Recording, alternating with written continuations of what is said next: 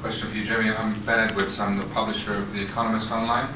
We're very interested in translation, and I was wondering what your views are on how long it will take us to, or you to, overcome the linguistic barriers to Wikipedia's vision, and how you think that's going to happen.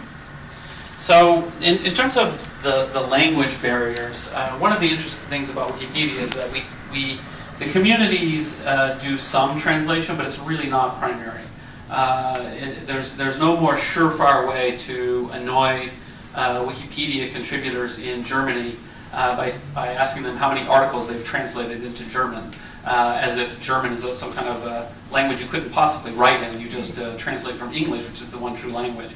But you'll find a lot of media actually accidentally think that way. They'll ask me, oh, Wikipedia's been translated into 200 languages? Where'd you get all those translators? Well, they didn't translate, they wrote it in their own language. So for us, when we think about the barriers, we think it really in terms of things like, for example, for many languages, in India, there are a lot of problems, for example, with keyboard standardization, and people having access to keyboards that are easy for them to type. It's really kind of a pain in the ass to type in Hindi on an English keyboard. And so those problems are slowly being dealt with.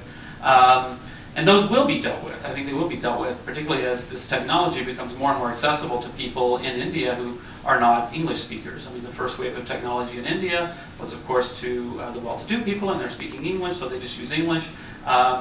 So there's a lot of those kinds of technical barriers that happen.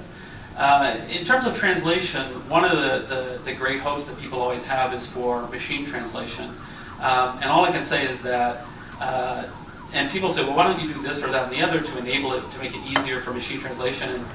And the truth is, when people try it, the community members, they'll go to Google, or they'll even use professional software, and it's so bad. The current state of the technology is basically, it's more work to fix the broken translation than to actually just write it from scratch. At the same time, though, it has improved quite a bit, and people in the community are finding it useful just to be able to figure out sort of vaguely what's going on in other communities, and that's helpful. So I think machine translation is improving. It's going to be a piece of the puzzle, but I don't think it's core.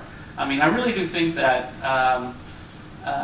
it's really about, if you empower enough people who have access to technology, they will translate. So one last point about translation, because I do think this is interesting. One of the reasons, so English Wikipedia has over 3 million entries, which means it's more than 3 times larger than the second largest, which is German, which will pass 1 million entries very soon. But what's interesting about English Wikipedia when you think about translation is, I believe there's as much translation into English as there is out of English. So what happens is people in a lot of places will write in their own language. They'll write in Hindi, or they'll write in Bengali, or they'll write, I know of a great example in Norway, where they wrote this article about a local festival. They wrote it in the local Norwegian language, but then they said, oh, well, it should be in English too, so they put it in English as well. And so English becomes this kind of melting pot, and I think that's a really interesting phenomenon. Who's next?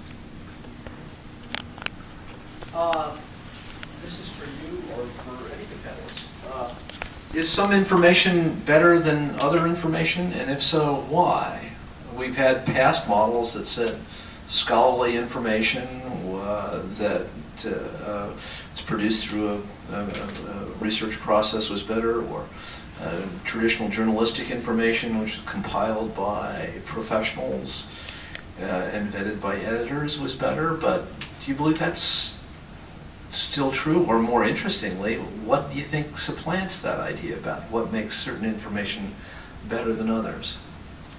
So my ideas about the quality of information are, in fact, quite old-fashioned and really maybe very unsurprising and kind of boring.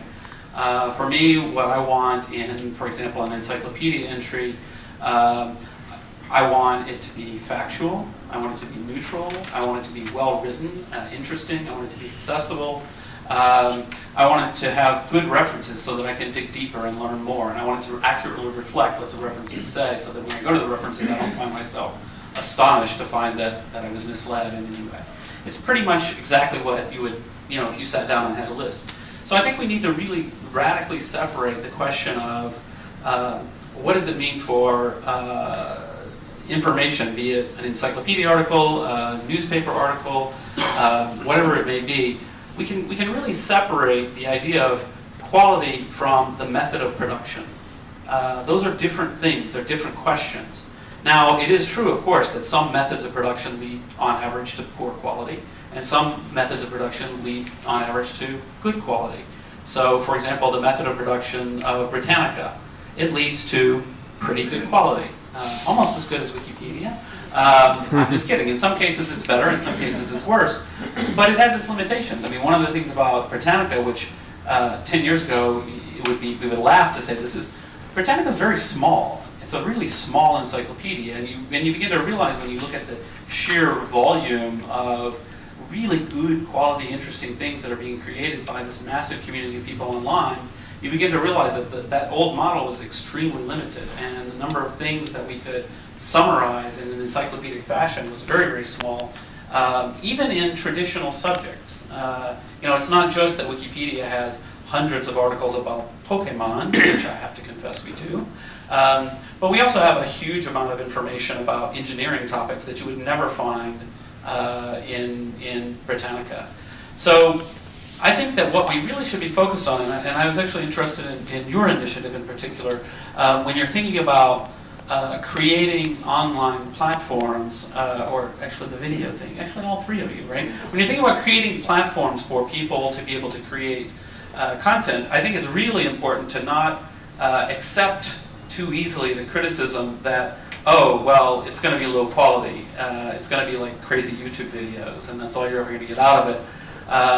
Instead, I think we can say, wait a minute, no, actually, there is a possibility of generating social structures, generating, the law according to software, in terms of how software pushes social norms. It's possible to do all kinds of interesting things to encourage people of intelligence and quality to come forward with their information, and encourage people who are just being a pain in the ass to, like, knock it off, please, And those aren't trivial, right? This is what we're actually in the process of inventing and discovering. We have some pieces of the puzzle already. I mean, I think Wikipedia it's pretty good. It's not perfect. It's pretty good. And it's remarkable that it is any good at all. It's a completely insane idea, of course. But so how do we refine that? How do we bring about the same kinds of things? How do we bring about collaborative blog-type environments that are both open and accessible for more people to come and participate, but also have some kinds of quality control that are scalable, that are focused on neutrality, focused on quality, all those kinds of things. A lot of those kinds of mechanisms, I think we're just in the process of inventing. We really haven't invented those yet, but I think we will, and I think that's going to be very, very interesting.